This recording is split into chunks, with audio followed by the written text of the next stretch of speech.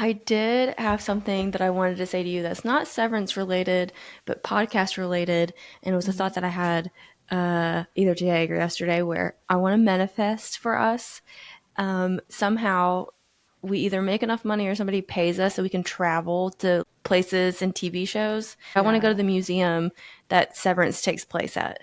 Ah, that would be so cool. Yeah. Okay, I'm with that. I'm manifesting too. Oh my God. We have our celebrity list that we're Yeah, manifesting, and that'll be, the other one. And the yeah. screeners and the screeners. Oh, That's and the another. screeners and getting invited to the Emmys. We're Yeah. manifesting a lot here. It's all right. All achievable, I feel like. I mean, with enough time, I think so too. I agree. I agree. Okay. Ready? Yes. Start recording? Okay, cool. Are you watching? Are you watching this? Are you watching? Yeah. Are you watching this? You need to get with it. Are you watching this? We on a TV shit. Are you watching this? You don't wanna miss. Are you watching this? Stop canceling our shit.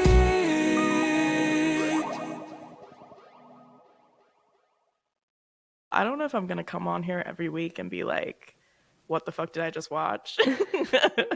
Well, what the fuck did we just watch? Okay. So, first scene pans out snowy middle of nowhere. Wait, hold on. We gotta introduce ourselves. Oh, my bad, my bad. See, I'm so excited. I'm like, what the? Okay, sorry. Okay. Hi. You're listening to the Are You Watching This podcast where we talk about TV shows you should be listening. I'm stumbling my way through this. My name is Ellen. And I'm Chelsea. And now we're definitely going to talk about Severance. Yes. Season 2, episode 3. Sorry for getting ahead of myself, but my head hurts and I just finished watching it for like second and a half, third time, but I want to say a half, not like Yeah. full third, because I was just skipping through because it was a Mm-hmm. lot. Okay, so that first scene, middle of nowhere, America, it seemed snowy outside, car. There's a car in the scene, and then we find out it's Miss Cobell, and she gets woken up by a truck going by, and she's looking at something in her car. You can't really tell what. And then I assumed she was living out of her car. Is that what you assumed too? Yeah. She hadn't Was been like that. home. It seems like she'd left her home, and so she'd been either just staying in her car or something of that sort. And then it goes to the second scene before the opening credits, which is Mark, and he's rushing. He drives into Lumen, and it seems like he's rushing for some reason. And he's timing himself. It's clear he's up to something. He keeps looking at his watch and the time. Then he puts his watch in the locker, heads to the elevator, is counting down. And I feel like he's hoping the switch doesn't happen, but then the switch happens, as always. And then it's the opening credits. There's so much that happens in those first two scenes that it's like not a lot is actually happening, but that builds up in the rest of the episode. Yeah. After the opening credits, we have the innies back at in Lumen in their department, MDR department. Mark and Helly. Mark says him and Helly are gonna go looking for Miss Casey in the goat people's department area. Yeah. And then he tells Dylan to go look for her. Does he tell Dylan first? Yeah. He tells him to go to the new break room to see if anybody else from the departments goes there, which I guess that's an idea. Right. And then they tell Irving to go to O&D, right? Which is optics and design, which is where Bert was. Yes. So then, there's a moment here that people are talking about, still guessing if Helly is really Helly or if she's Helena. There's a moment where Helly goes and talks, not even goes, just goes to talk to Irving one-on-one and touches his hand, asking if he's okay. And he kind of looks at her like, is this a move Helly would make? And then she's like smiling, trying to be sweet, smiling. And yeah, I don't know. I don't know. I have also seen the online debate.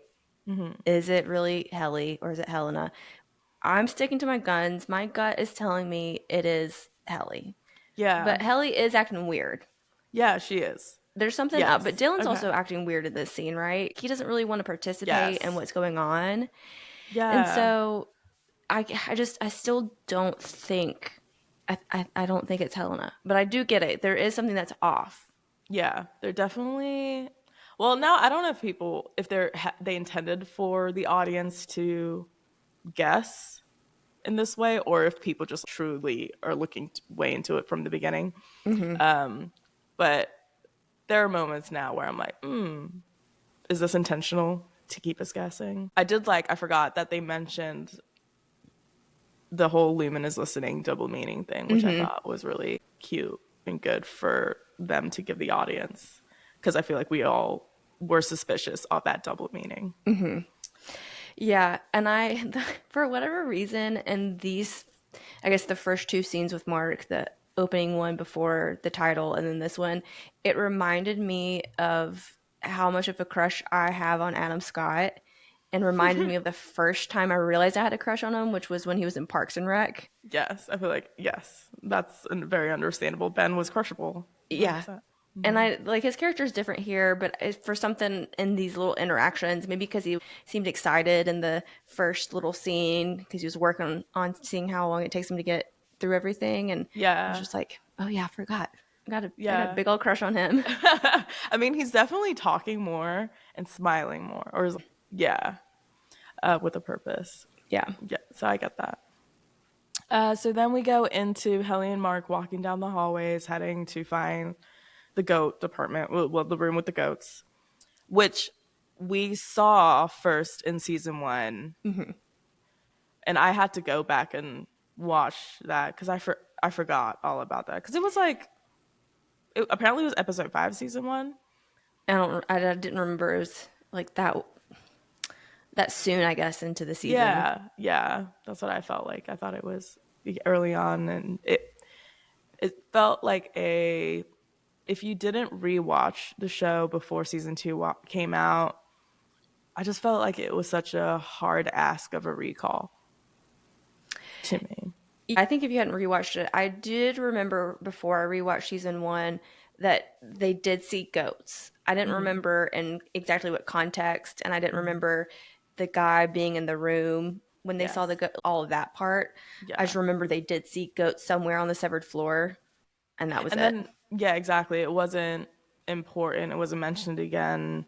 There was a lot more going on. Yeah, so, yeah, I was just like, okay, this is a weird recall, especially because the first 2 episodes of this season 2 was the aftermath, right? And then now we're finally getting into the story of what I feel like season 2 is going to be about. Yeah. And that is also why I say what the fuck about this episode, because there was a lot that they were asking. Yeah. So then Helly and Mark are walking down the hallway. Helly asks Mark, okay, what happens when we find her? What are you going to do? And he's like, I've got a plan. And then I feel like he realizes, oh, wait, I'm like talking about another woman to the woman who kissed me. Not even kind of, who kissed me. Because she was My the one work who made wife. that move. Right. True. And asks she's okay with it. So he asks if she's okay with it. And then there's like a 1 minute or less scene of them just looking at each other, all like shy and filled with tension. And I was like, what's happening? How did you feel about that scene? Same. I just wrote sexually charged scene, and it felt like they were gonna maybe kiss again, but also didn't really make sense for them to kiss in that moment. Yeah. And so it definitely was very awkward. but Yeah. you could feel something was going on between them. I wonder if I was thinking like I wonder if the direction from the director was like pretend you're teenagers or something. It was very like, you know? Yeah, it felt Yeah. that way for sure. Very kind of innocent, very just, Yes. are you trying to kiss me? Am I trying to kiss you? Like, what's going on? Yeah. Yeah. So then they finally break that lingering tension and it felt like I was intruding in a moment, truly. Yes. Lurking around the corner, being like a little peeping Tom. Yeah. um, and that scene changes to we see Milchick enter the hallways, helmet in hand, so it's clear he's just coming into work. He seems very like annoyed. He definitely seems like he's in a bad mood. I don't know exactly why, and I don't think they really explain why in the episode at all, but he's definitely in a bad mood about something. Yeah. Then we go back to the NDR department. Irving tells Dylan that he's been drawing what he saw his Audi was painting, and then asks Dylan if he wants him to help. If asked Dylan to help, if he wants to help him look for what he saw in that picture. And Dylan, as you said, Dylan's hella weird this episode. And Dylan's like, no. And I felt like previously what we've shown between, especially Dylan and Irving, Dylan's the most concerned about Irving, right? I feel like he backs him a lot more. Like, wherever you go, I got you, or all that stuff. And yeah, it just felt, and then also Dylan didn't seem like the one in the department who takes his job as seriously. Mm-hmm. Or did I read that wrong from this first season? How did you feel about? I mean, I think the only thing that we really get from him in the first season about work is that he works for the incentives. Right, And so far, we haven't really gotten that aspect of it. So it's not like he really cares about the work right, and like doing a good job. He just wants to be rewarded. right. Yeah, yeah. Well, then that does make sense when Miss Huang comes in. It's like Dylan. Yeah, she asked Dylan to come with her. He's like, all right. We go back to Milchick's office. Natalie's in there, and I think this is like there's a lot that happens in this episode, scene to scene. But this scene shook me to my core. There were a lot of little like creepy like moments. Yes, and it made me think too. I've never had very strong opinions about Natalie just because she hasn't been a huge player. I mean, she's been, she's kind of carried the story along. She's obviously important in Lumen, and with the board, she's kind of a tool for the board to use to like communicate between employees. Yes, But so, whatever your feelings been about Natalie up to this point? exactly that. She is just a tool. She's the board's representative mouthpiece because we generally don't. Do we ever hear the board say anything through that intercom? Maybe No, not. just static. No. Yeah, yeah, yeah. So we don't hear anything. She seemed, yeah, harmless, really. Well, not harmless, but just like an employee. She greets Milchick as he walks into the office as Seth, which, as we go throughout the episode, we find out is purposeful. Also, I don't know. There's meaning behind that. There is because they don't use their all the higher ups are like Mr. Milchek, Miss Cobell, and then the people in MDR, Mark S, Dylan G, X, Y, and Z. But then in this episode, and I think the last one too, they refer to Mr. Milchek as Seth, and then maybe it's later in this episode, but they call Miss Cobell Harmony. Yes. So they're using their first name, and I don't know if it's supposed to be kind of a sign of disrespect or if they're trying to make it more casual. I don't know. I'm not entirely sure. Yeah, I got it as disrespect or as lesser than. Like, you don't deserve the title anymore or the respect of us using, your name in that way. So Natalie tells Milchick, I've got the board here. They want to like thank you for doing a good job, basically.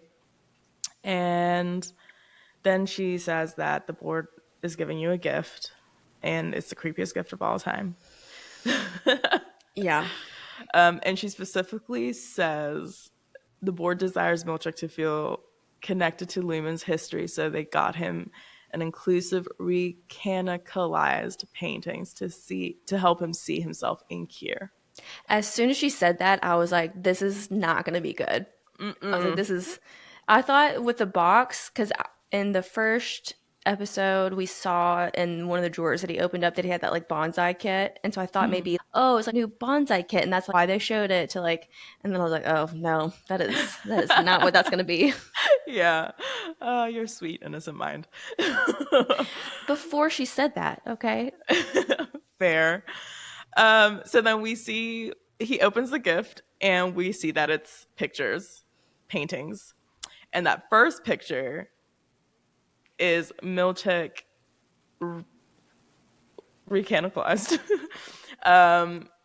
as Kier, and he has like bright blue eyes. Yeah. Yeah, and they really, really honed in on that, and it made it even extra creepy and very haunting. Yes. And because it shows that, and you look back at Milchek's face, and you can just see he's like, mm-mm. Yes, and he literally goes, "Oh my." Yeah. Also, this scene truly just took me to Get Out, the movie, and I thought it was really, I don't know, cool. I think Get Out is such a important film in our culture now, and it's cool to have its references throughout other mediums of art or in other arts. Especially in the way, because I mean, so much of this is what happens in Get Out, and this is such a great scene that shows they don't say anything to each other. Natalie just repeats what the board wants her to say, and I think it's also indicative that they also know that Lumen is listening. Yes. So they're not going to say anything that could get them in trouble, but they're saying so much at the same time. Yeah, God, Natalie's like smile, but then the break, was crazy. And then she also does reveal that the board makes Natalie say she also got the same gift, so she fully understands how fucked up these gifts are. The second painting was him as a child in a bed. Yeah, like sick or something, and has all these nurses around him. And then again with that one, so the first picture was just solo. The second one was other people in the painting, and they were all white. So it's like very clear, if you didn't get it from the first picture, that in the meaning of this scene is that Black people don't really belong or are respected in this Kier Lumen world. Yeah, especially within their history. Yes. You know, that's nothing that's been memorialized, because they're so into like, making these paintings of these historic moments for Lumen and Kier and the Egans, and they have to repaint them so that there's a Black person in them. Right. So weird and creepy. And then the third one is him kind of looking like Columbus, looking out to, I don't know, casters. Yeah, that one definitely is a reference, and I don't know if they showed it in that first claymation-esque video in the first season, or the first episode, or I know in season 1 they show Kier on a mountaintop, and it's when Helly completes her first full project and she gets 100%, and he like flies in on the computer screen and is like, I love you, Helly, and then it shows him on the cliff like that. Yeah. Okay. I only remember that because again on the rewatch I was like, that's so weird. So then we have those 3 paintings. Very weird. Scene was very weird. Acting was brilliant. So what do you think was going on through their heads in the that realization of like, oh fuck, we're kind of just, we're never gonna be we're tools, and we're never gonna be respected. I feel like respected doesn't hold the weight of what I'm trying to like reach at, but no matter how hard we work or how much we integrate ourselves into the shit or assimilate into the shit, we are not a part, like we don't matter in the shit. Yeah, that's what I got from it. What about you? The only thing that I kind of on Milchek's face, I feel like I just saw a little bit of doubt. Him starting to question him staying at Lumen, his position Mhm. at Lumen, his role at Lumen. I think that's the first time I've seen him kind of be like, "Ooh, I don't know if I should stay here." Yeah, yeah. Because I think we also said in the first episode of the season in our recording that he seemed like very loyal to the cause. Hmm. And yeah, this is probably the first time where you're like, oh, he can think outside of, yeah, all of Yeah, it. and in the first episode, the Severance podcast, when they talk about the first episode, they bring in the actor who plays Milchek, or maybe yeah, I think it's the I think you said that first before. episode. Yeah. Yeah. And when they're just kind of talking about his role in this season, Tillman, the actor who plays him, says something about the character and how as a black person that fits into Lumen and how he moves within the company.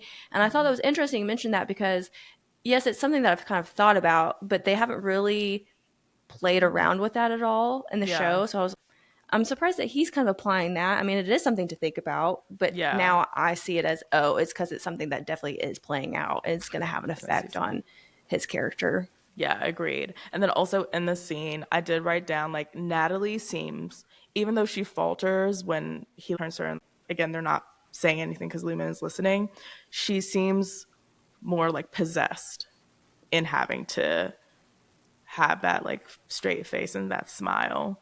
And he doesn't seem as possessed as she is. And just, she seems way deeper in the shit than he does.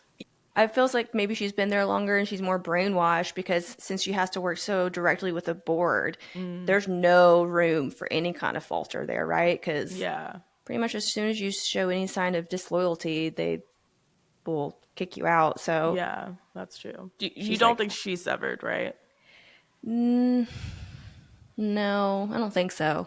I Okay. think it's a possibility, but I don't think so. Yeah. Okay. So then we go, after this scene, we go to Miss Cobell in her car driving, and she stops at a sign that reads Salt's Neck. Which is not a real place. I Googled it. I did too. But then I was like, what's like similar to Salt's Neck? And I was like, Salt Lake City. But I was like, no, that's stupid. But that's also middle of nowhere America. Well, not middle, but it's like middle, you know? Hmm. Um, anyways, I just feel like there's a double meaning there with Salt's Neck. Yeah, I mean, they had to pick it for a reason. Mm-hmm. Like, Yeah. it, There was a lot of that happening this episode. The double meanings of shit. I know. I Yeah. know. And I don't know if it really means what it means. Yeah, or if we're taking it way too seriously and reading too much into shit. Yeah. Yeah, I agree. But then in the car we see, okay, so this, I couldn't figure out what the hell she was looking at. It's a breathing tube. Okay, I wrote two wire thing. Yeah. Okay. So, this was another thing that again, on the rewatch of season one, I just remember it because I was like, why would they show it? Because they really do show it in one frame. When there's a scene when you're actually in Miss Cobell's house and she's in the basement and there's like a Mhm. medical bed that has like some dolls on it. And she's sitting there holding the dolls actually are Egan dolls. They're like Mhm. Raggedy Ann looking dolls, but they're the Egans. And then she goes up to the thing that she has that Like has a all the ventilator thing? memorabilia. What do you call that? The shrine? The shrine. And that breathing tube's on there. And it Oh, says it's either like Caroline Cobell or Charlotte Cobell, okay. something of the sort. Okay. I don't know if is it her mom's? Is it her Right. sister's? Obviously a family member. Yeah. Yeah. Okay, good to know. I wonder if it's a family member that then connects, maybe like that connects to the reason why she feels so loyal, or what's the word? She feels so not devoted, but she feels so, Committed. yeah, committed to Lumen. Or at least staying around Lumen. Yeah. So then she turns back around to, I then assume, Lumentown. That's what I'm calling it. Lumenville. Lumenville, yeah. Yeah. But yeah, I have to head back home. Yeah. So then after the scene, we go back to Mark and Helly walking the hallways. They finally find the goat room. I don't know why I keep calling it what do they call it? I just I kept don't writing they goat keep room. I think they call it the goat room and the goat people because Okay. they don't have another name for it at this point. Yeah. Okay. Yeah. Okay. Uh, and then they're in that room. They see like a barrel of hay, right? And then they see this vent opening. Mark decides to go through. Helly's like, all right, cool. They walk through it and they enter a bigger room with grass and not a million, but not a couple, a whole lot of goats. Yeah. It's a grassy knoll with a bunch of goats. Yeah. Um, and it's weird. And Yeah. I'm like, okay. And then it pans to a black goat, and then you see it's actually a man in a costume of a black goat. And that's when I'm like, oh, God, where is this episode heading? I'm like, what the hell? What did you think during all this? Well, okay, so one thing I wanted to know is that I need you to know something about me and our listeners to know something about me. I'm a big fan of like miniatures. So when they were crawling through the like miniature hallway for the goats that connects to I just thought because everything was like proportional. It was just exactly like the hallways that they walk through, but it was just miniature. So true. And I really loved that. Yeah. I also think I don't the costumes and the characters in these scenes that follow with the goats and the what we now which we find out is the mammalian nurturables. I found them a little extra. It felt a little like just out of place Yeah. because the first time we meet the goat room or see the goat room, the guy that's in there feeding the goats, he's just wearing a normal suit. And Yeah. he's like very, he looks like he probably could have worked in MDR, but he's just feeding a goat with a little apron on. And so these, I don't know, it felt a little off to me, and I don't know why. I agree. It felt like we were watching another show. Yeah. I was like, okay. It was just, yeah, it was creepy and a lot. But I was like, let's go with it. How do you feel about goats in general? Okay. Okay, goats in general in terms of the show? No, okay, so Or, I'll tell you how I feel about goats. okay. I think little baby goats are the cutest thing in the whole entire world. And like I want some goats because I want them to like eat the grass and like help maintain the yard. Yeah. I think grown-up adults are creepy and they got this like look in their eyes. And we were in Florida recently and there's this farm that was across the road that had a bunch of goats, but they were not the normal goats you see like on a farm. They're like Yeah. bigger and like dark brown instead of like patchy. And the way that they neighed or whatever goats do, it sounded like a human doing it. And I like the sun was going down and I got real scared. I Yeah. was like, can we go inside now? The older goats are creepy. It's their eyes too. It's like they're beady, and also like the facial hair of some too can be very human like. So I get you. I think goats, I don't think much of goats, but when I think about like farm animals and the ones I care about, goats are like way down on the list. And I kind of, maybe it's like the Christian upbringing in me, like sheeps to me are more superior in terms of like herds of a farm animal. Does that make Yeah. sense? Well, yeah, goats are just, I mean, they sometimes are the symbol of Satan, Yes. and sheep slash lambs are, the pure Yeah. pure souls on the farm. Exactly. Yeah. So yeah, and then I'm like, what do goats actually like give us? Like, sheep's got their wool. I guess that's pretty much it. Or lamb, they got, I guess, goat meat too. I don't know. Goats don't have a lot going on. Yeah, they don't have a lot going on. Yeah, that's why I don't think about them much. I'm like, all right. Yeah. um. Okay, so then a lady walks in, and I'm like, Brienne of Tarth. What did you think? Same, Okay. same. But Perfect. the wig that she was wearing, again, I just was like, it just didn't, it was I off to agree. me. I It was agree. But off. I do think they do with her. I think physically she is so, and the actor's name is Gwendolyn Christie. Gwendolyn Christie, yeah. And I think she does have to change her appearance in every show she is in for the audience to separate her from her past, like last character, what they might remember her from. Yeah, because the characters that I've always seen her, she's very like a very powerful character, very Yes, rememberable. So that definitely, I'm sure, exactly. played into it. Yeah.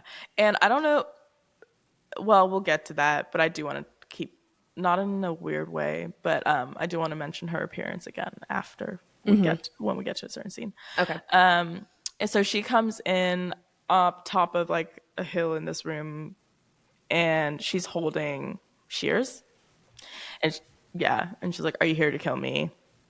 Mark and Helly introduce themselves. Mark asks, "What is this place?" And then she's the one who's like, "The Mammalian's nursery." Which, did you Google that? No. Okay. Did you?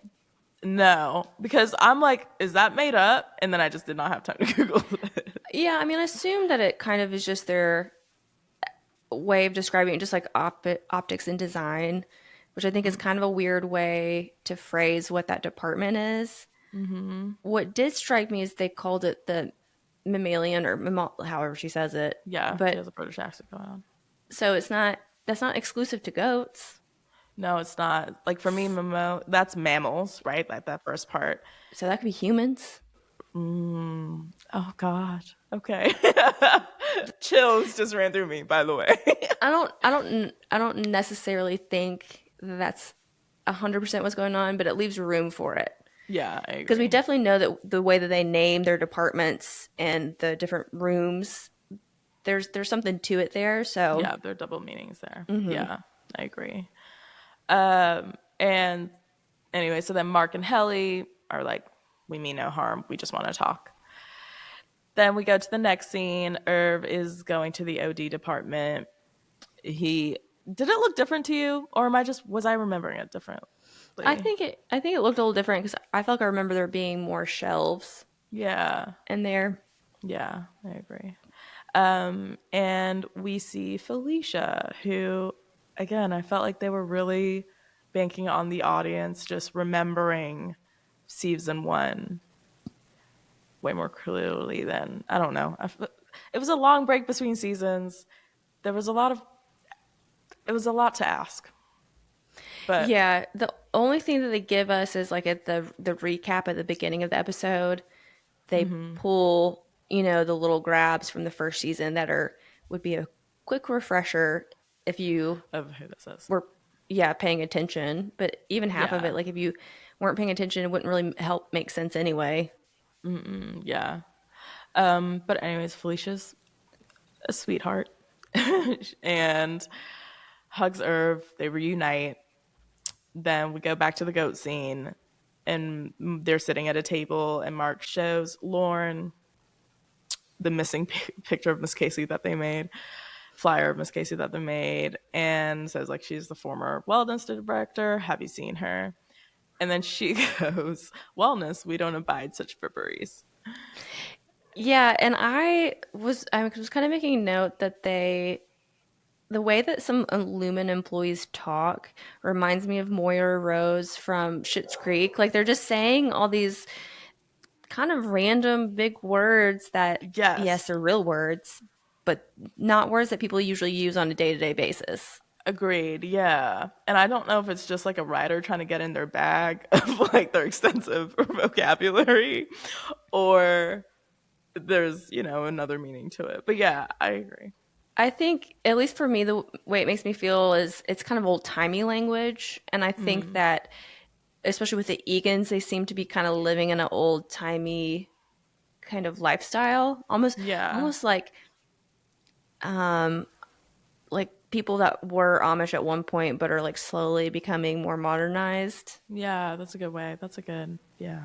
I like that. I like that a lot, actually. But okay, so here's the thing, though, and I apologize. I'm going to take us through, like, our brains are about to hurt. But would you that when you are severed, don't you have the same, like, aren't you just down there? So don't you have the same bank of vocabulary in your brain to go off of? Well, then, though, would it work the other way around? No. Yeah. So I don't think I don't there has to be some limitation, Yeah. and I don't know. So I think maybe the employees, if they are severed, it's stuff that they've learned because it's probably how things have been written, or like the videos that they watch, or like the Okay. training use Yeah. that type of language, and so that's what Okay. they would then pick up on. Okay. So I guess that's what I was asking. Do you think they learned that language down there Yes, specifically? yes, yes, yes. I Okay. think so. Yeah. Okay. So he's like, "Do you know her?" She's like, not answering, tells him to leave. He was like, "I'm not leaving until I get answers." And they do a little stare down, and then she just gets up and rings. I called it a cowbell. Is that what that is? Yeah, it's a cowbell, Like a bell. Yeah. a And lumen rings it. cowbell. A lumen cowbell, right. And then we see a group of people, which are her coworkers, come into the room. Hella creepy. Yeah, just a bunch of weirdos. Yeah. I wrote, they look creepy, malnourished, sickly. Yeah, they some of them look like they have like sores on their face. They have like she is dirty because she has that like mark. It kind of looks like maybe she was like kicked by a goat or something, right? Yeah. Because it's like kind of Yeah. a scratch almost. And Yeah. the rest of them, they just look They dirty. definitely look, yes, but going back to when I said I want to talk about her appearance, they definitely look way more unkept than she does, though. Did you Yes. say that? Yeah. Yeah, she's the most put together out of all of them. Yeah. Did you have any more feelings about that scene of when they all walk into the room? I mean, it's Yeah, definitely that was good. intimidating, right? Because it's two of them and they have all the other employees come and they definitely are trying to be intimidating. Yeah, I agree. Okay. And I mean, and she says you should have left, so obviously she's threatening them. Yeah, definitely. So then we go to the next scene, and Miss Huang is walking Dylan down the hallway. And Dylan's, inserting his humor. That's where I felt like, okay, Dylan is still around. Yeah, and he's checking in because I liked how he says, you know, kind of more or less apologized for keep asking if she's a child, but he's like, "Are you here against your will?" Like, are you? Yeah. Yeah, and Are I you like that he was okay? like, he's worried about her safety. Yeah. Like, is this child labor? Like, blink twice. Yeah. Yeah, And then they stop at a door, and Dylan's like, wait, this is the security room. And I was like, holy shit, what's happening? Did you too? Like, you, yes, yeah, at this point, no idea? Okay. because obviously Dylan didn't know either Yeah. because he's so confused, and so yeah, I was just like, what's going on here? And then they walk in, and you hear the ocean seagulls, and he walks through a hallway first, and then he turns into a room, and then there's screens, and there's photos of him with a lady behind him, kind of like a prom photo, but just like neck up or chest up. Yeah, like J.C. Penney's family portrait. Yes, perfect description. I hope you all got that imagery.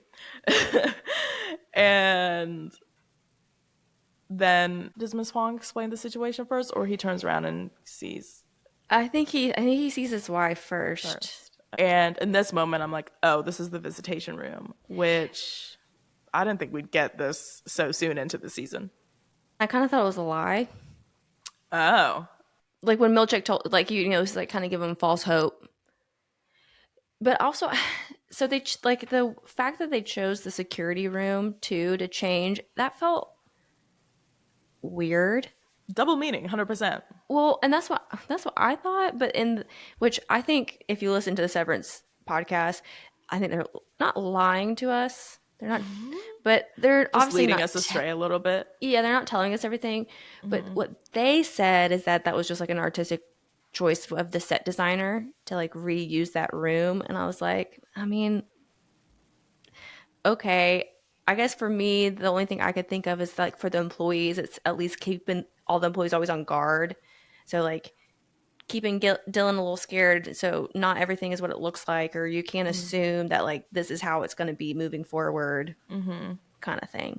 Mind tricks, just always mind tricks. Yeah, that's what I felt. Then we cut to how Dylan was acting in this first couple of scenes of this episode.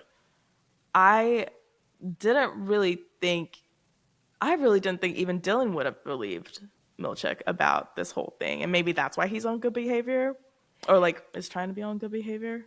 Yeah, I did have that thought too, because again, Dylan seems confused, so it's not like he's expecting this. But Milchick did not threaten him, but was like, "Don't tell your coworkers because they might be jealous because they're single and you don't want to have this." So that would probably make Dylan want to be on better behavior, like you're saying. Yeah. But I don't know. Yeah, it's those things don't seem quite as connected as they should Yeah. be, I guess. Yeah, I agree. So he turns around. We get into Jisoo, Dylan's Audi's wife. We learn her name's Gretchen. And she's played by Merritt Weaver, which I love. Who I this was like such a small role for her, but the main thing I remember her from is being Schmidt's college girlfriend. I love that role. Yeah. Yeah. Also, I was thinking, like, as an actor, I would take any small role if the Severance crew was like, "Hey, do you want to play this role?" Whatever. Even if I get killed off in like that same episode I'm introduced, I'd be like, "Yeah, cool. Just put me in." I play a dead person. I would just be exactly. laying on the floor. Exactly. I'll play one of those sickly people in that go room. Right. All those extras are so lucky. So then Ms. Huang explains the rules of the visitation, says it's an 18-minute visitation that Dylan got rewarded for his good behavior. Yeah. I wrote in my notes, this is when I realized it doesn't feel like we're only in 3 episodes in. This is extensive information in the story that we're now, like, that we're covering. With other shows, it feels like seasons are more distinct. But this one really just feels like an extension of season 1 because we just pick up right where season 1 ends. So there's nothing for us to like be making assumptions on. I mean, well, there's a lot, but like there's not this time missing that we have to kind of make up for. Yeah. And so to me, I mean, yeah, it's season 2, but we're really on episode 13 or whatever. Yeah, that's a great way to put it. Yeah. Especially since now TV shows give us only like 10 or 12 episodes a season, or at best 18. So yeah, it would be a continuation. Yeah, I like that. Dylan and his wife sit down, and she mentions Miss Huang's age. Great delivery by Merritt. Loved that. She a child. Yeah. This whole scene had so many Dylan's always such a good character for comic relief because I don't know if it's before or after that, but he's like, nice sack, because he's talking about her clear purse. Yes, yeah. And she's like, what? Yeah, I love that a lot. I also feel like that was a moment. That felt like a improv moment that they were like, let's keep that in. I just felt like that was more of an actor choice, and then it just kept, because I feel like that actor is funny in real life. I agree because they've said on the podcast that they have a script, but then they will do scenes where they improv, and Yeah. they will keep a lot of that in. When they have these good improv bits. Yeah. I like that. Okay, cool. I love that. That's how I have not listened to one clip of that podcast, so I like that it's translating as they are explaining also on that podcast. Does that make sense? Yeah. Um, Gretchen, his wife, lets Mr. Milchick's first name slip.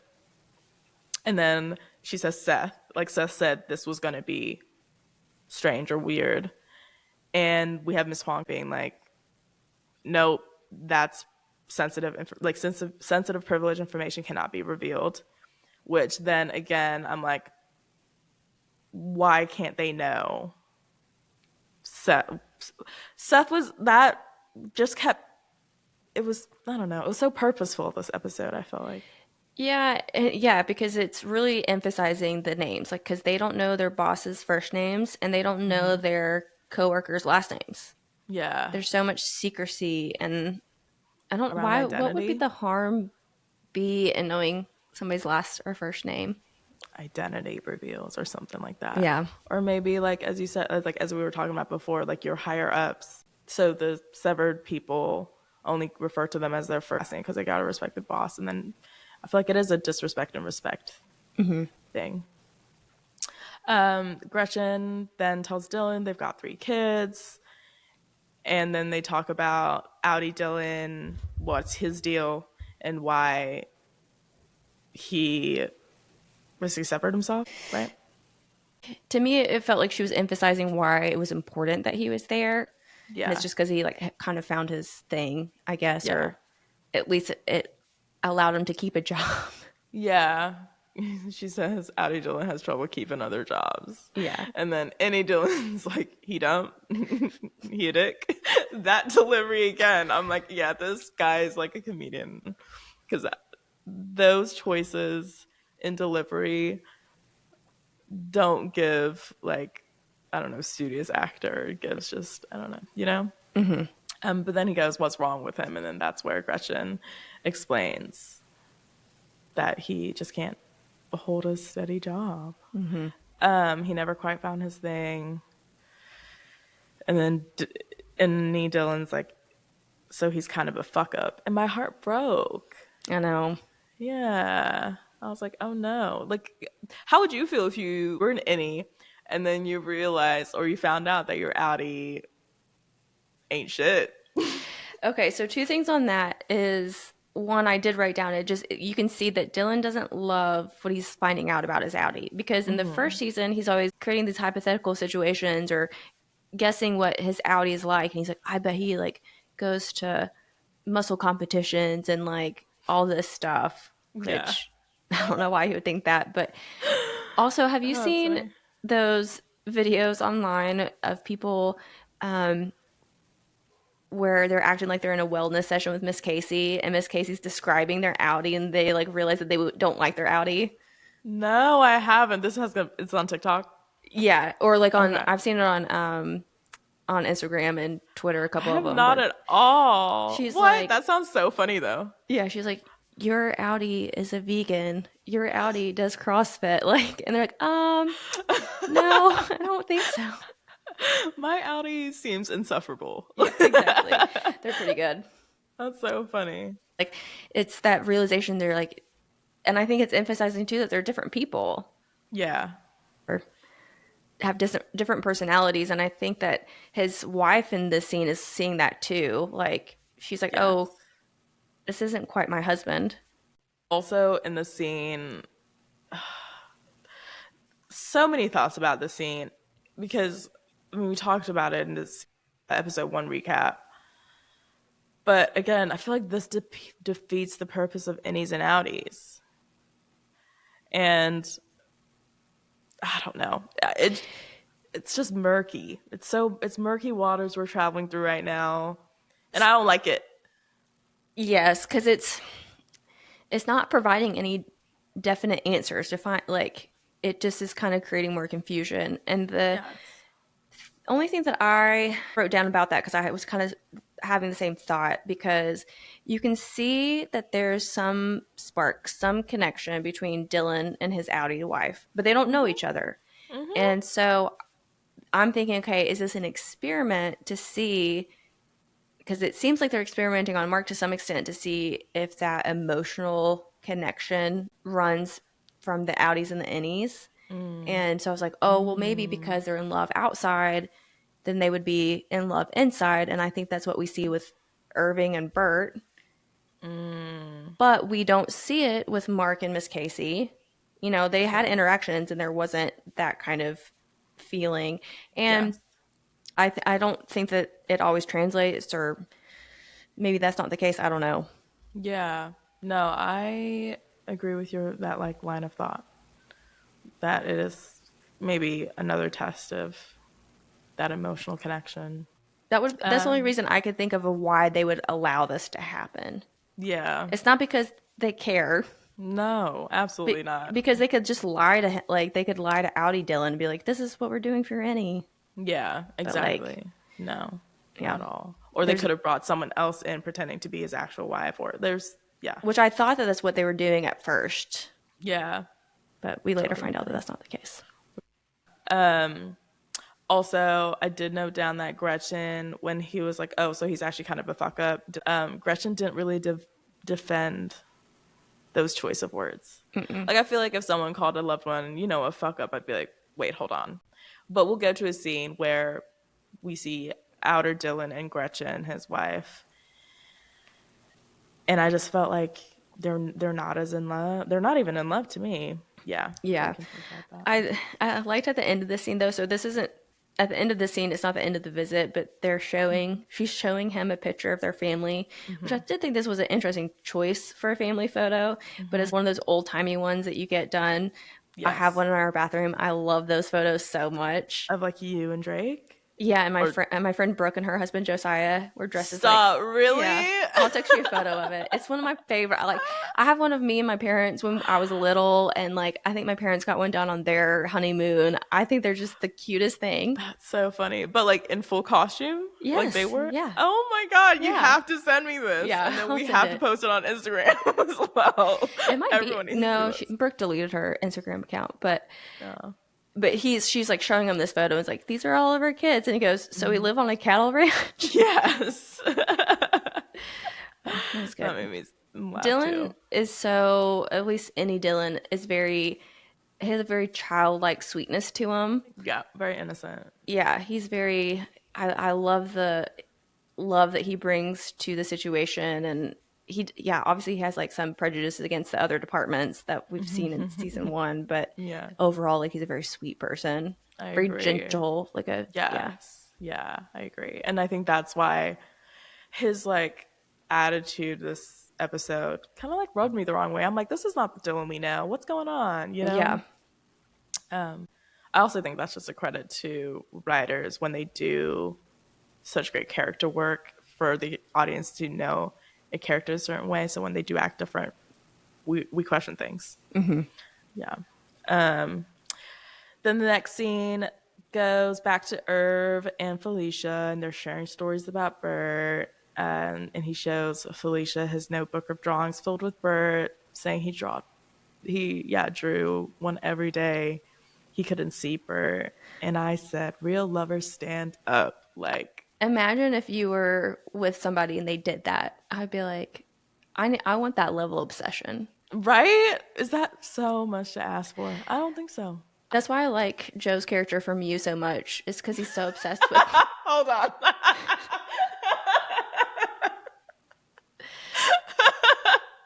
I understand the equivalence, but I mean, his is not a good. His is dangerous. Terribly so. Involves murder. But I would be able to fix him, obviously. So he would just be obsessed with me and love me and not feel like he has to kill me. Okay. Yeah. I'm gonna go with just sticking with an Irv type of obsession. I mean, the sure. sweet kind, just the healthier kind. Yeah. Just forever thinking about you. Like life has no other meaning but you. Again, that's what Joe does, but okay. I'm gonna have to think of. Okay, yeah. Well, and then Felicia's flicking through the pages of the drawings, which are very good, might I add. And she turns to the page of the drawing that Irving made that he told Dylan about of what he saw his Audi painting. And Felicia notices the drawing, the hallway, the elevator. What do you when I kept calling it like a hallway with the elevator? Where were you? Isn't it the season 1, the episode where Miss Casey gets retired? Miss Cobell says, send her back to the testing floor. And so we see her go down that hallway into that elevator. And so I just called it the elevator to the testing floor. Okay. Felicia calls it the exports Exports. hall. Yeah. And she talks about how they used to send a lot of shipments there, but now only one guy goes. They don't let everyone go anymore, and only one person goes through that. Well, and it sounded hallway. like, too, it's somebody who doesn't work in the department because she says somebody comes and gets it now. Yeah, agreed. Which indicates that obviously they had a change of protocol and something happened where they can't be trusted to go over there. Do you think it involved Bert? Probably. Yeah. Because what I want to know is, how does Irving know what that hallway looks like? Exactly. And he doesn't remember it. And even his Innie doesn't remember it. Yeah. But he knows what it is. He's seen it before. True. But how? And why doesn't he remember it? Yeah. Wait, you think Audi Irv and Audi Bert were a thing? To some extent. I don't know. Yeah. Was it serious?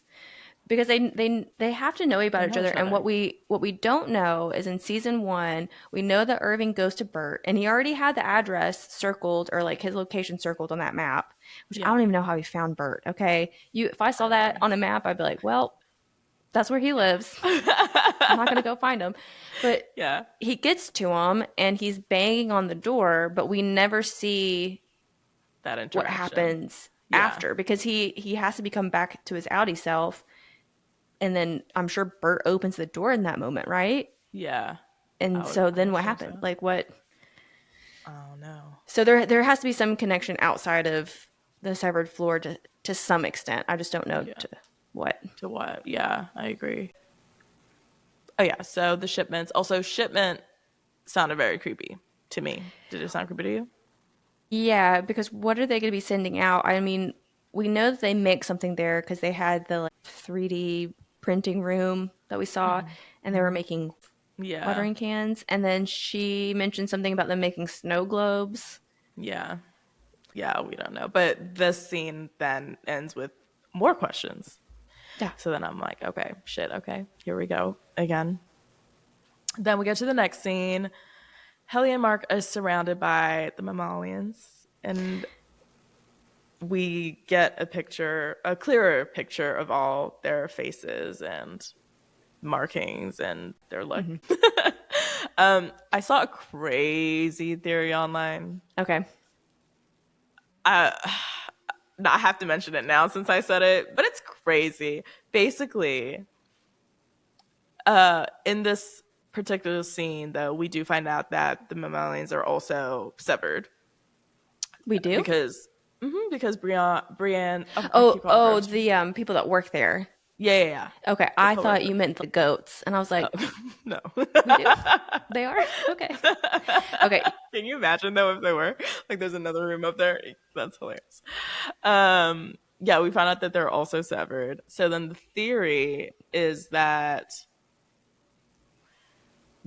the markings on them, and the reason why they're so like malnourished and disheveled, is that they are actually like Miss Casey, have died, gotten into an accident, and then revived. So their markings or whatever, or their sores on their face, is how they died, or how they almost came close to death. Interesting. But then Miss Casey doesn't have she had a whole car crash, and she's, yeah.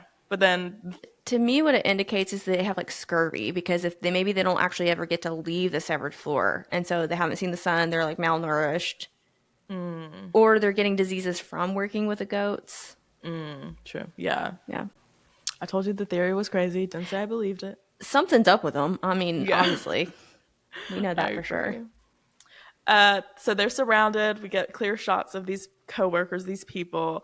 Helly then takes the flyer from Miss Casey from Mark, shows them, being like, "Have you seen this lady?"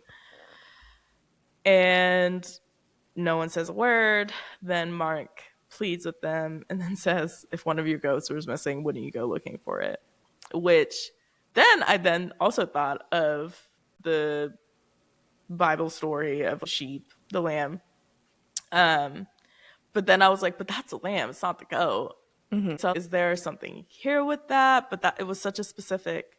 I feel like we've all, even if you're not a Christian, you do know of that story. What do they call stories of like that in Christianity? I Parables. don't. Yeah, yeah, Well, I meant to before we recorded, but I forgot. I want to look into some of the lore behind goats, because there is the Christian lore to it, but I know just in cultures in general, there's a lot of yes, things surrounding goats. And so yeah, I want to look into it, because I do think that the fact that they're goats and some of the historical lore feeds into it a little bit, even if it's not necessarily exactly what's going on. I think it's to bring up these feelings, or kind of hoping that you're making these assumptions in your brain without even having yes, to like really think about it. And yes. they're I using that to agree. propel the story and the character Story. development. I agree. So I did Google just lightly, and then I exited out immediately because my head started to hurt, and I was like, no, no, no, no, no. But there is also another, what's it called, lore of goats in Greek mythology, Okay, yeah. and you'll find articles about that if you Google in terms of Severance. And I was about to start reading it all. I skimmed the first two sentences, and I said, you know what? Ben Stiller's got me. Dan Arikin's got me. Yeah, yeah, we'll get We don't there. we don't have to read these other crazy people's theories. Exactly. We don't They don't know what they're talking about They anyway. know Come that on. they didn't create the show. Like, relax. We do. We know what we're talking about, but they don't. Exactly. And so we find out, well, Lauren, I keep calling her Brienne, I'm sorry. Lauren finally reveals that they do know her. And then the black the black costume wearing whatever guy then says, she told me that my Audi excels at stargazing. And I thought, okay, another double meaning. I feel like that'll be revealed somehow, because I thought it was purposeful that they showed him in that first scene. They walk into the room, and then he's the only one who has another line regarding Miss Casey in the scene. What did you think? Same thing? Yeah. Or- There was some meaning to it. Nothing stuck out with me though. It wasn't like, oh, this is a reference to something else, but I was like, they're drumming up something here. Yeah. Then Lauren reveals that she knows what they've told her, that Miss Casey's retired, but they won't get in their way of trying to find out what happened to her. Oh, because also before this, she threatens to tell on them. And then before they leave, they ask to see Mark and Helly's belly buttons, which is just a throwback reference to season one of when they go to the OD&D department, right? And there are rumors about the MDR people being non-human, or That they have there's something going on. pouches, Yeah. like Like, kangaroos or something. that's what I'm But thinking. when they asked them that, I truly, I was expecting for them to lift up their shirts and not have belly buttons. Do you remember that show Kyle XYZ? Yes, I want to And he talk didn't about have one that. because he was a Yes. clone. Yes. And so I was like, they're gonna have belly buttons, and now we're gonna know that they're clones. I'm going to throw it out there. I do think clones are going to be involved in this show. I don't know. Maybe that's getting way too sci-fi, but Well, so I was also watching this YouTube video. I think it was Variety's YouTube page that came out 3 weeks ago, and it was the cast debunking myths or theories that people were guessing on Twitter. And somebody did say something about clones, and they're like, "Oh no, that's not right at all. You're so far Mm, off. That's way too simple of an answer." mm. And I was like, "Yeah, that's confirming what I believe." But then I was like, "Are they just trying to throw us off the track here?" Like, You're so just like distrusting of everybody they have right given now. us no reason to trust them. I fucking agree. I agree with you. And then another thing of why I think of clones in this, like they keep referencing the MDR people bellies and pouches and all this shit is then if you go to the goats, not just like the Christian parable of, the one flock leaving or whatever leaving the flock. I then also think scientifically clones they first cloned animals, Yeah, it right? was sheep though. That's the thing. That's another, yeah, so it goes back to the sheep and that it's like, so why are they, sheep is in place of goat, but they've specifically used goat, and I'm like, what, why? You've Yeah, used the wrong animal. What's going on yeah, here? But they haven't clearly. But yeah. But you also thought of the cloning with the mm-hmm. ant with the goats. Okay. Mm-hmm. Yeah. Yeah. Then we go back to Dylan and Gretchen. They're finally saying goodbye. She hugs him. She lets the I love you slip. And he's like, And "Cool." I wrote, he's all, oh, which is valid. He doesn't know her. Right. That's so valid. You want me to say I just met you. That's crazy. Um, but then it also adds to this whole situation. Now that you said it's an experiment, that's all I'm gonna think about, and I love that theory because that does add to the experiment of it all. Of I think they're just well, maybe not, but to me it seems like we're about to watch the falling in love of both of them take Mm-hmm. place in the next few episodes. I think so too. And in this scene, this isn't 100% play into it. And this is more of like a my own personal perception of it. But Mm-hmm. he's like, I'll make you guys proud, and he's Mm-hmm. like trying to be like, I'm gonna like step up and do good. And she's Oh my like, I'm god. always proud of you, Dylan. And that like, I think telling people that you're proud of them is up there with telling people you love them. Like, you know how people are like, make sure you tell your friends you love them. And I think it's really important to tell people around you that you're proud of them because it has a lot of Yeah. meaning. Because Yeah. I think it's something we don't say enough to each other. And I so I agree. just felt like that probably was like made him feel better about himself. And I think that Yes. it helps that with that connection, that emotional and maybe romantic connection that is Yeah. developing. I agree. Damn, does this mean we're gonna see Dylan like be more of how he was, of like being so into his work and not going to shoot the shit with Irv as much? And Because he wants to see her again. I don't know. Maybe. well, I don't like it. They need to end the storyline and like I'm giving them one more episode. Dead it. Gotta figure it out. Right. Then we go straight to the next scene. Dylan's Audi is at home with his kids. They're in the living room, it seems like, watching TV. Like one kid's watching TV, the other two are playing. Then we see Gretchen come down the stairs and she's talking to Dylan. She's like heading off to work. And before she leaves, Dylan's Audi asks how the thing was, which I didn't think about him knowing that was taking place. Did you? I kind of assumed that he didn't know about Okay. it, but I don't know why she wouldn't tell him originally. But then I would also think that maybe they would tell her not to tell him. Yeah. I don't So, know. Yeah. But he knew, he knows. And so he asked her how it went. And then she was like, it was good. Work, but good. I feel like she downplayed it. Yeah. Okay, cool. Both in agreement. do you think he made those cookies after she left? Oh, I don't think so. And that hurts me. I don't either. He doesn't seem like a very good husband, if I'm honest. He does not. I'm just like, yeah, it's the contracts between the two Dylans are maybe the most vast out of all of them. Yeah, I think so. I mean, I think Irv is they have very similar. They're both artists. They Yeah. both like art and music, but outside of Irv is more intense. He's doing these really dark paintings and listening to hard music, and then Yeah. Irving likes more like classical music and these classical paintings. But they have the Yeah, that's same true. characteristic of liking arts and appreciating Yeah. them. Yeah. And I don't know, Dylan just doesn't seem to have very much in common with his Audi, Addie. which I Yeah. think it kind of makes me think of like nurture versus nurture. It's about the situation that they're in. So obviously Irv would like that those kinds of things as any would because that's But what he he was nurtured. sees.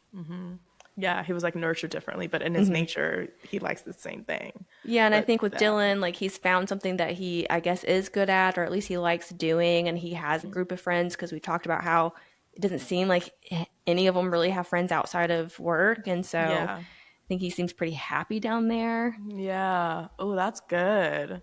Wow. See, you wouldn't get this from that other Severance podcast. This insight. I mean, they wrote the show, but They don't know what they're talking about. no, no. Yeah, so Dylan's Audi is just kind of like a slop. Just I don't know. He's not too I don't it didn't feel great watching him. It never feels great. I know we've only seen him like in two scenes now from that last episode and this episode. But two is enough. They need to stop bringing him on my screen. It brings my house down. Yeah, I agree. Then we go to Rickon and Devin's house, and we see Natalie's in there talking to Rickon. It starts off, she's reading a passage from his book, Did you which, by listen the to that way, passage? I have. Oh, that passage. Yeah, yeah, yeah. It was the Yes. passage was essentially saying that poor people are unhappy because they can't afford wine. Yes. Yeah. Like And then that is okay, so we're gonna mention the book. audiobook that they Yeah, dropped. Yeah. Have you listened to it yet? not yet, but I'm going to this week. I'm planning on doing it today. It's only like 4 hours, so it'd be easy while you're cleaning, doing chores. Yeah. And I thought it was just such a brilliant move that they released that. They're brilliant. They know what Good they're marketing. doing. Yeah. So she's talking to Rickon. Natalie's talking to Rickon. It's a weird vibe. Then Devin walks in, and Devin susses out that it's a weird vibe. Like, what the hell is this woman doing in my house as well? And Rickon tries to explain why Natalie's there, saying that they want to use his book for the innies. The book is the UUR for innies, but change it so it's more catered to innies. Specifically, they say certain verbiage to which innies respond more favorably to is what Natalie says. Which the whole reason why we are in this situation is because the original one did make the innies respond, but it wasn't more favorably to Lumen's whole ideal. Or it's just an excuse for Natalie getting their house for some reason. Yeah, you think so? I don't know. I do think though that this scene really shows how ego-driven Rickon is. Yeah. Like I, well, first of all, I want a backstory on how him and Devin got together 100%. 100%.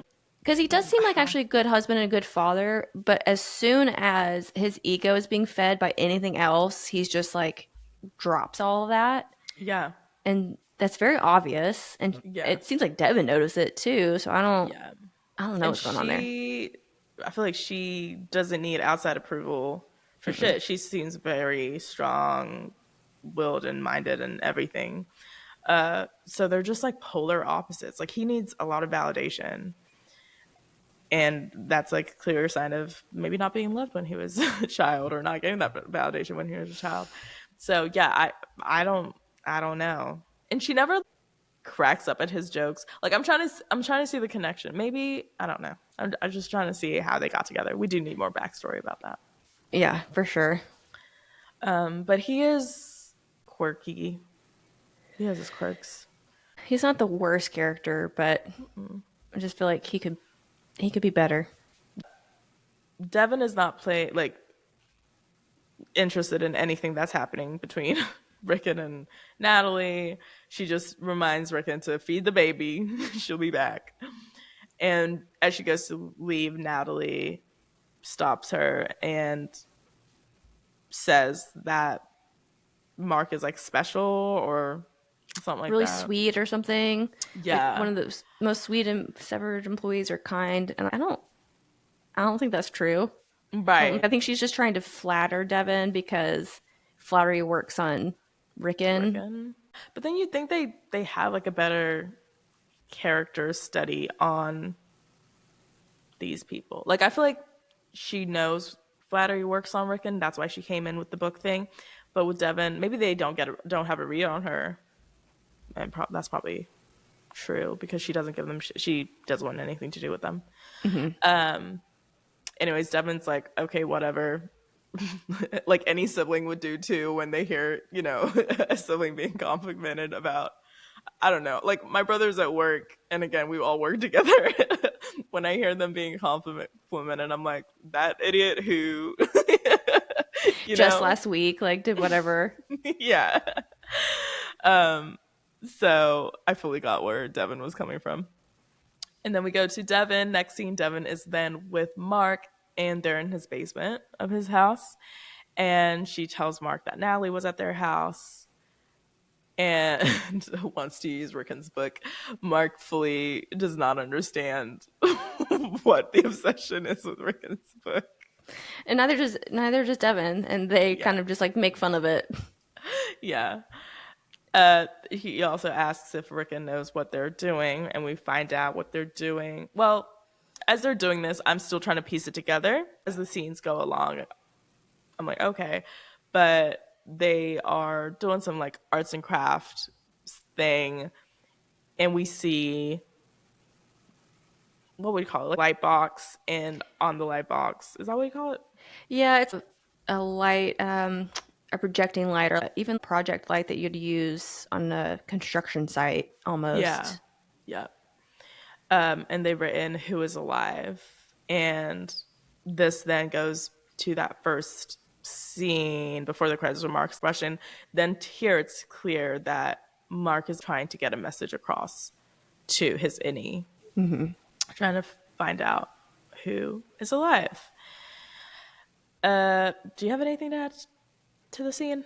We definitely are like trying to figure out why he's doing what he's doing, and then again they kind of explain it in a scene or two later. Yeah. Then we get to the next scene. Milchek is in his office finishing work. He gets up to leave, and he stares at that picture again. And it's that specific picture of him with the blue eyes, which I think is poignant. I think like that was, out of all the other pictures for him to be staring at, that one to me was the creepiest. Mm-hmm. Yeah. Oh, go ahead. Only quick thing about the one about Milchek. So he's leaving. He's looking at the paintings, and then he puts them back in the box and he hides it. And I feel like again they were trying to drum something up with the scene because it felt like it was going on longer than it should have if they were just showing him putting it up. Yeah, but I couldn't figure out what they were trying to convey. What did you kind of pick up on that? I agree. The camera work, the way it lingered when the box was set in place, and then it lingered even for a couple more seconds when he left the room and it's just the box. It was definitely purposeful, and I feel like we will get a call back to it and the importance of it. Yeah. Yeah. Thank you for mentioning it, actually, because I do think it's important. So then we go to the next scene. Mark is driving. He's in his car. He stops. And then we get, like, it's clear he's trying to burn messaging into his retinas. And, yeah, it's kind of insane what he's doing. What I don't understand about this scene is why did he have to drive to a different location? Like, he was already in his basement. Yeah. That's the part that it threw me out. And then because we'll find out, there's another kind of thing that happens because he's outside of his house, but then they end up back up in his house. And so I'm like, I feel like they could have just stayed in his house. Yeah, you could have made up some kind of connection. Yeah. Anyway, and again, maybe that'll play itself out. I mean, or maybe it was just to have a change of scenery. I don't know. But then we go to the next scene, and Helen is leaving Lehman. And this was another moment where I'm like, okay, is it Helena down there? Because the difference between Helena and Helly is the hair. right? Helena has her hair up. Helly has her hair down. Helena walks out. Oh, okay. Helena walks out and her hair is still down. And I haven't gone back to see other scenes where it's Helena and if her hair is up like at all times, but I am like 95% sure it is. So, Well, yes, I agree, but also we've really only seen at this point Helena in like an actual one scene, right? Because it's the when she's at the gala. but then also episode 1, the Audi episode of the aftermath of that. Yeah, but And isn't that just after the gala and because she's still wearing the dress? oh, is she? Yeah, Yeah. probably. Is she? Yeah, although there is one more scene But and I there's don't know more. if Yeah, a couple of there's like, days go by. yeah, okay, Yeah, yeah, you're right. I just feel like, if they do turn around and they're like, "That's been Helena all along," I'll be like, "All right, you had your little hints, and I can see how that happened." Yes, yes, yeah, 100%. Yeah. But before she gets into the car, Helena, she spots Miss Cobell in the parking lot, and she walks over the scene. The scene cracked me up. Miss Cobell's like, "You guys want me back?" Basically telling them, you know what I mean? Instead of begging for her job back or being like, "Take me back," she was like, "You guys want me back," and I Yeah, love she's like, that. I'm so important and you're gonna Yeah, give me what I want because yeah, you need me. yeah. And she tells her that she'll only come back under certain conditions, and those conditions are she wants back control of the MDR department, and she wants to finish the Cold Harbor project. And once Milchek, I guess, gone altogether, right? Like Gone, fired. yeah, yeah. Which I didn't think they had that big of a beef. No, but maybe she just doesn't because he's taken over her job. She's just like, mm-mm, no more, Mr. Milchek. Yeah, maybe like he's in threat now or whatever. Yeah, probably. And Helena responds, and all I wrote down was ego. She basically responds to Miss Cobell saying, "That's a that's a crazy assumption that we want you back that desperately." Yeah, she's like, you need to check your privilege. Yes. And which Miss Cobell tries to call her out. She's like, "Well, I've worked for it, not born into it." And that's when Helena's like, Yes. You need to check it." Because again, we were talked about this last episode a little bit. That was definitely a punch by Miss Cobell because Yes. working for a family company, you very much, yes, you are set up to already have some advantage because of that. But it also, at least for me, made it where I wanted to work even harder to prove that I To just get it deserve to handed be to you. there and like Yeah. I work, to prove myself. And Yeah. I think that is true for Helena. She's not slacking off, obviously. No. Yeah. And I think that, I mean, she basically called her a nepotism baby, right? Yeah. And Yeah. then, yeah. And there's a whole conversation on the internet now about nepotism babies. And then we see the celebrities nepotism baby celebrities come out. And it's clear what people are saying in regards to nepotism babies. Like, they do have a advantage. And we also have had an advantage having, being raised in a family that we have parents who started their own business and shit like that. But you can't come out so defensive of that privilege Yeah. of being an episode, you know what I Yeah. mean? An episode baby. And I don't know, I thought bringing this friction or argument between like working hard and having nothing and working your way to the top, that was what Miss Cobell is saying that she's done. And then Helena being a Nepo baby. I don't know. I thought that was a cool conversation to have in a TV show. I did too. And I think, though, that was a bad call on Miss Cobell's part because even if that is true, even if that, if that is how you feel, don't say it to the person who's responsible for giving you your job back. Exactly, because that's what exactly. And then that's what I'm saying. So when they say it to these nepotism baby celebrities, they get defensive. So to me, like, Helena was always going to get defensive and be like, oh, okay, you think I didn't work to get my position? I'll show you. You know what I mean? Yeah. It's not going to end well for you because they still have that power over you. Like, okay, you're saying anyways, it was Yeah. funny. So then Helly calls Natalie to set up a meeting with the board for her and Miss Cobell, and hangs up. They walk back to the Lumen building. Miss Cobell pauses, freezes before even getting to the steps. Do you think it had anything to do with that bodyguard? Was that a bodyguard? Or was I it think it was just her in driver, general? but we've seen the Penguin. We know what a driver is. We have. I think I don't know if it was specifically him. I think what I got from it is that I think there's two things we can get from it. I think Miss Cobell's paused because at the very least she's like, if I do this, I'm no longer in control of a certain aspect. They're going to be the ones that are in charge moving forward, because I think she kind of was walking into it. I think she might have a power up on the power situation, and she's realizing that's not right. And so, like, I had a friend, my friend Matt, asked if I thought that she thought she was going to die, they were going to kill her, and I was like, I didn't think, I don't think that's her thought. I think she knows that she'll be property of Lumen. Yeah. They're going to use Like, her. she won't be I agree. But then I think when she decides not to go in, you see on Helena's face, she gets a little concerned because I think that she realizes, oh, we're not going to be able to use her as a tool at this point because she's made this choice not to come inside. Yeah, I agree. I agree with all of that. That was exactly my thought process too. So Miss Cabell pauses, turns around, and like runs back to her car. I thought Patricia Arquette played that perfectly, by the way.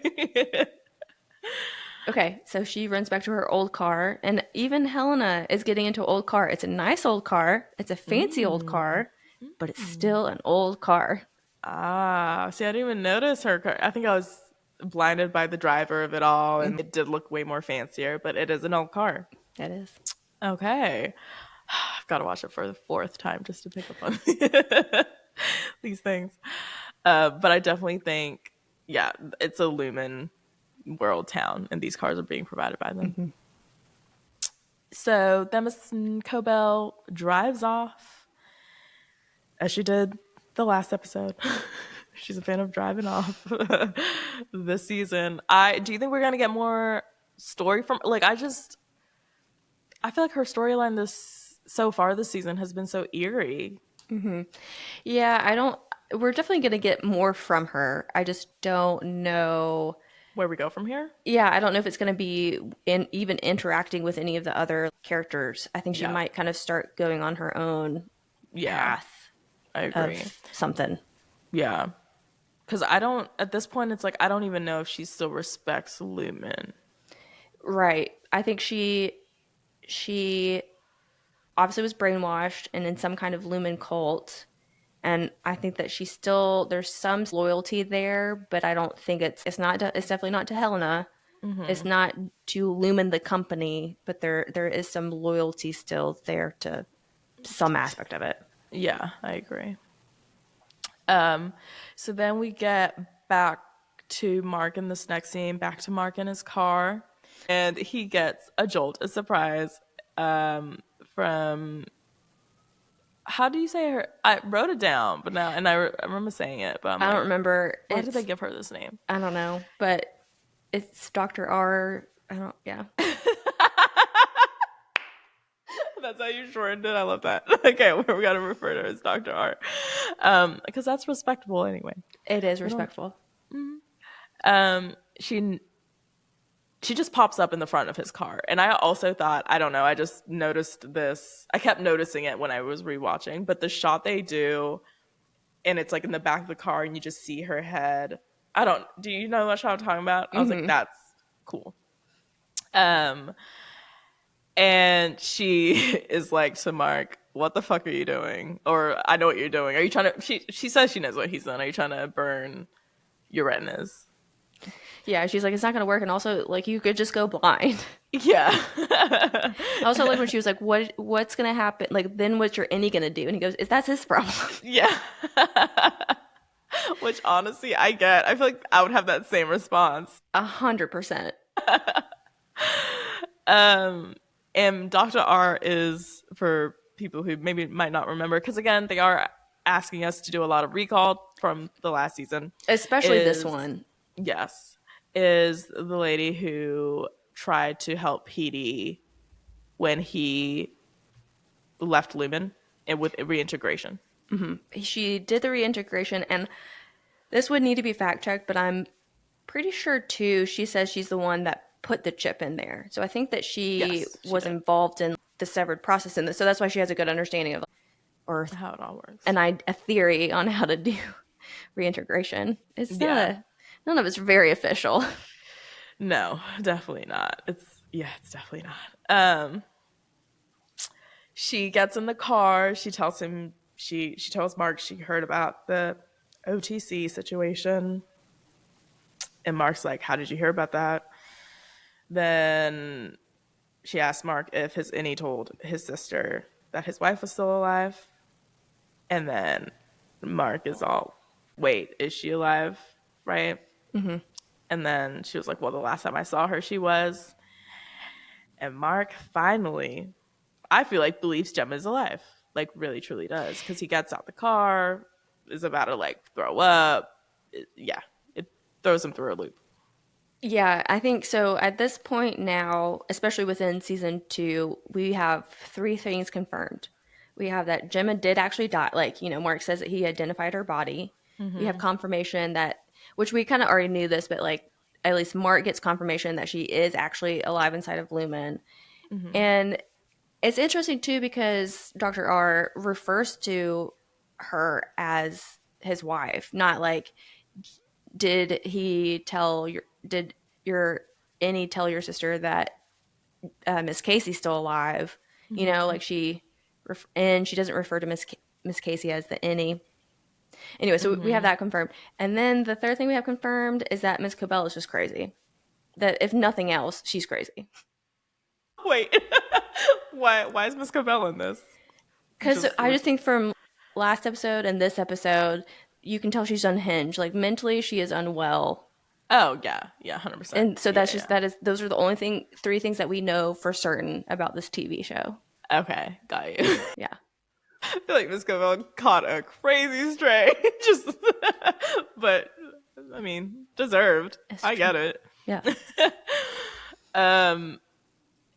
So yeah, Mark is losing it, taking it all in, like, holy shit, my wife is alive. And then Dr. R is basically like, listen, like, I can do the reintegration better now. I've worked out some kinks. I know more. Let me reintegrate you. Like, go back and get your wife. Like, and he's like, all right, let's do this. Final scene. We are in Mark's house. At first, he's sitting on the couch. Then he goes down to his basement. We see Dr. R playing with wires and all the shit, which you used a word so perfectly last episode. Was it about the continuity? Yes. The continuity in this episode lacked a little bit for me. I know, and we've kind of been hinting at it. We've caught like because they had all these scenes where we're just like something's off about this. Like there's something that we're not, and I can't tell. Is it just unintentional and we're just being over focused on things, or if we're gonna see this kind of play out and why that was the case? Because they have such good continuity through all the episodes. Exactly. And so I have a hard time believing that it's not intentional, but yeah, I agree. Because for me, it's like, if you're trying it, if you're doing it, do it. Like, yeah, I agree. Yeah. Because again, like, why they could have just had him in his basement. She knocks on the door. Yes, agreed. And calls him out or whatever, and he's explained if she sees the lamp or something. So why he left, and then they're back in the basement, and also Where did How she did get she get all all that this equipment? equipment? Thank you. How long did it Thank take you. to set up? I mean, it's obviously Yeah. winter, so he could have been out there at like 5 o'clock, right? Because it's dark outside Yes. and it's 10 o'clock at night at that point. But But also, still, no one would see. And then you're in Lumen Town, right? So you're yeah. saying no one would see you hauling or what? It's just, it's, and it is. And I'm not. One thing you should know about me, if you're watching a show with me and you're like pointing out continuity issues, I'm like, oh my God, this is not real life. Like, Yes. I do not like you as a person. Yeah. Like, yeah, you're annoying me because obviously this is a TV show and that is the whole point of, or a movie. And that's the whole point is like they can be so whatever with continuity because that's art, like, right? Like, relax. It's not meant to be real life, even though it's making you feel like it is. But with this episode, it really did annoy me. I'm like, Same. I don't know. I just feel like the creators and everyone involved is smarter and they know better and they have been trying to prove that they do know better. I felt led astray. Yeah, I did too. And I same with me with continuity. Like I can excuse it in a lot of shows, and Yes. I I just noticed it a lot in this episode. The one thing that I can't stand, though, if we're talking about shows in general, though, it's not even continuity. It's whoever's in charge of props. Like, specific example is there's this episode of Gossip Girl where this girl is checking them in for a modeling session or something, and she has a Yeah. clipboard, and she's like, you can see the front of her, and she's checking stuff off, and then they pan to the back of her. And there's not a sheet of paper on the clipboard, and I'm like, all you Yeah. had to do was put a blank sheet of paper on there. A blank Yeah. sheet. Even if you didn't think it would be seen, just throw a blank. It's a clipboard. You have to have something clipped to it. What else is the point? Yeah. No. You have definitely mentioned props. I'm Being I'm an I issue was for you, one. so. One time I was a prop manager for a musical in high school, so that's part of it. And also, I truly believe that I would be such a good prop manager that I'm so judgmental of other ones. I guess because I'm like I could do better.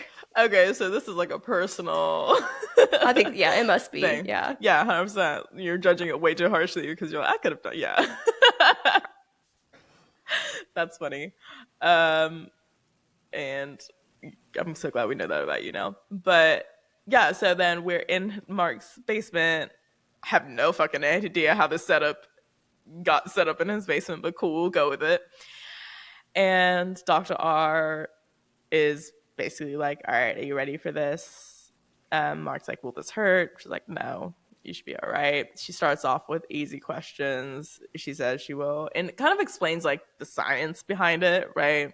I wrote delta, theta, alpha, beta, gamma. That's all I got. Yeah, I mean, it's all about like so she says there's two. So I guess because it's severed, there's like now two brain waves, and she's merging them together so that instead of having two, they're one. So because she describes it as like sewing the two together so that Yeah.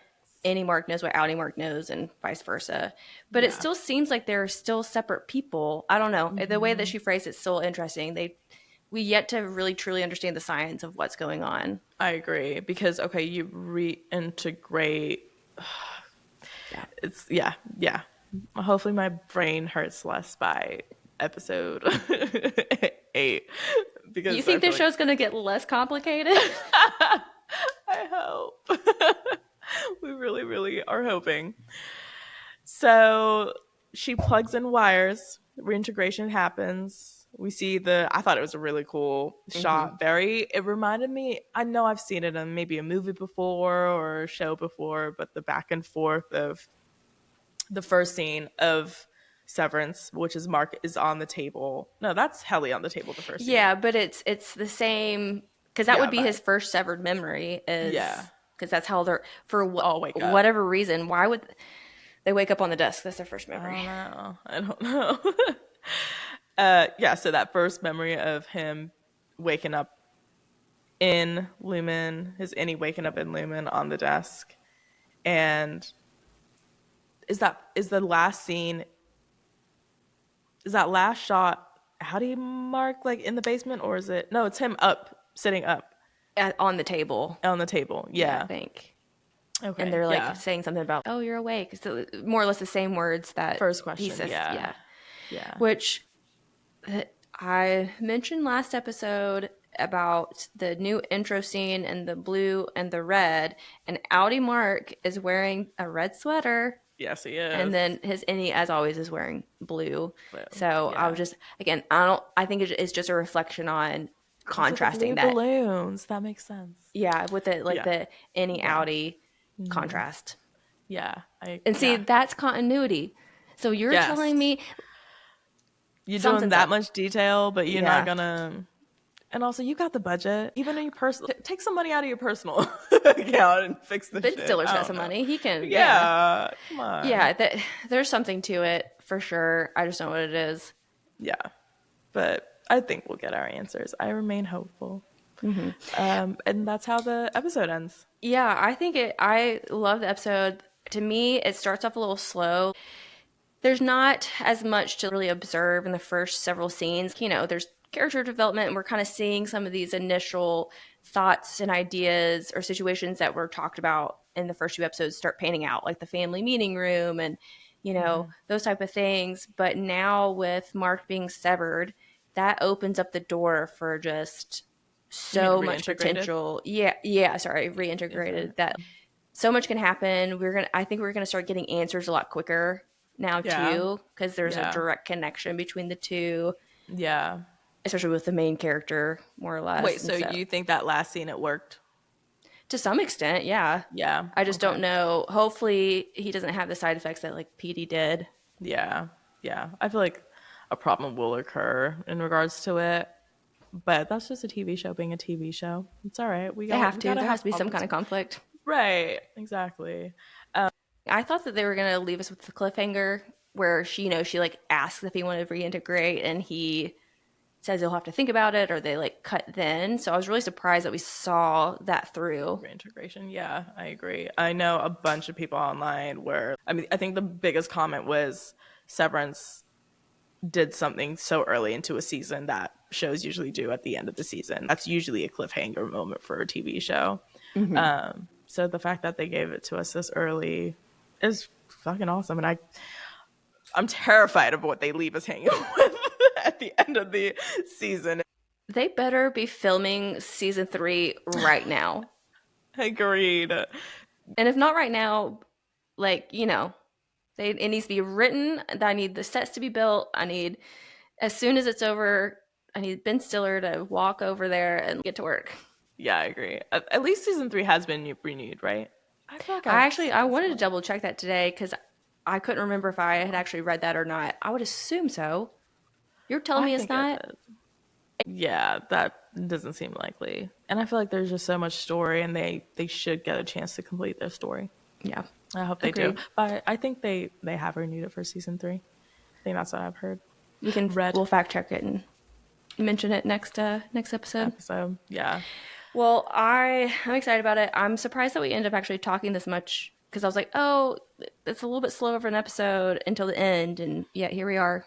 Yeah, sorry. I know it was slower, but I just think there was a lot of information in every scene that I felt was purposeful. I felt like it was what's it called? Like a bridge episode. For sure. Yeah. So I felt like it was worth mentioning because I think we'll come back to a lot of things that happened this episode. I agree. Yep. Yeah. Did I like it? It hurt my brain. Yeah. And I'm a thinker, it's not like I like to be spoon-fed things. I like to think and make my own assumptions, but it hurt my brain. And I think that's telling. But it was good.